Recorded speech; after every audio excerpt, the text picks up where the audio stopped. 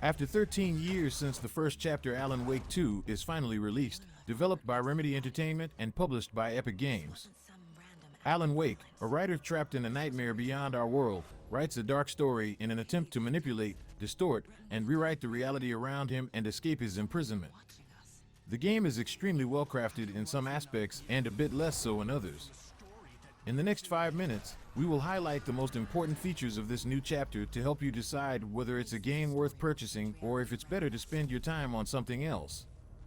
But we can tell you right now that Alan Wake 2 aims to provide an engaging, frightening, captivating, and adrenaline-pumping experience, and in our opinion, it succeeds fully in its intent.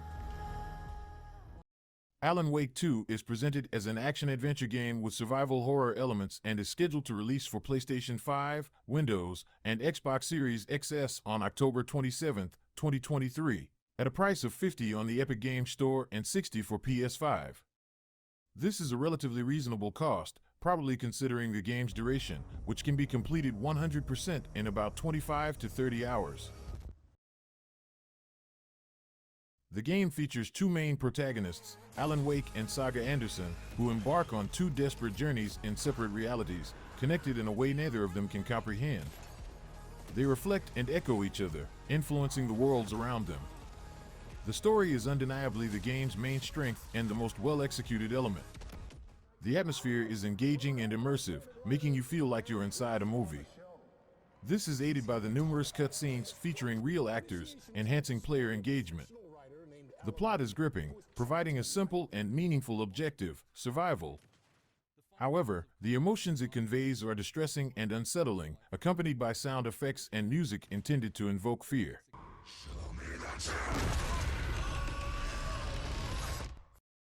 So, if this isn't your preferred genre or you suffer from nightmares, it's better to steer clear.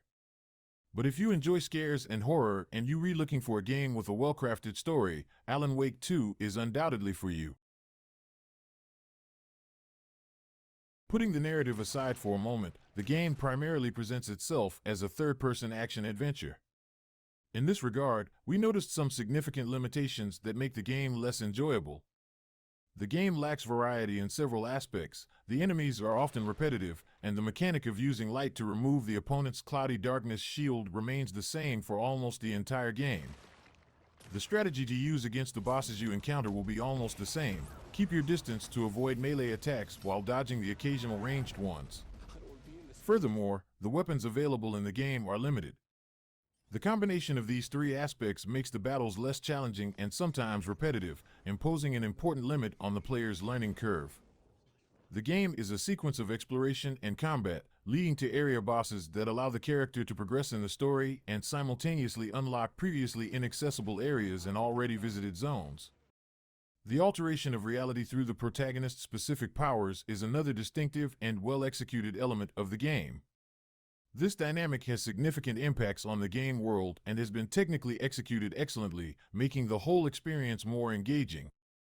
Exploration is quite open, despite not being a true open world, and sometimes, changing zones involves loading times, cleverly concealed by suitable cutscenes.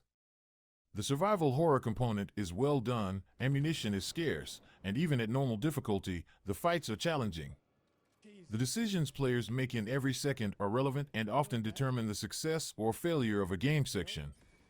It's not possible to save at will, but only at certain predefined checkpoints. This aspect, well known since the early Resident Evil games, is essential to provide players with a more realistic sense of danger, where death comes with a real penalty, forcing them to replay entire sections. There aren't many puzzles to solve. Apart from some sections where you must figure out how to use light to your advantage to progress, often simply collecting items and putting them in the right order is enough to trigger cutscenes, where the protagonist, through introspection, will understand what's happening and allow you to continue the story. From a technical standpoint, we can confidently say that Alan Wake 2 is the best you can find today. The graphics are extraordinarily well crafted, with extensive use of ray tracing technology that Remedy has pushed to its extreme limits, between path tracing and ray reconstruction.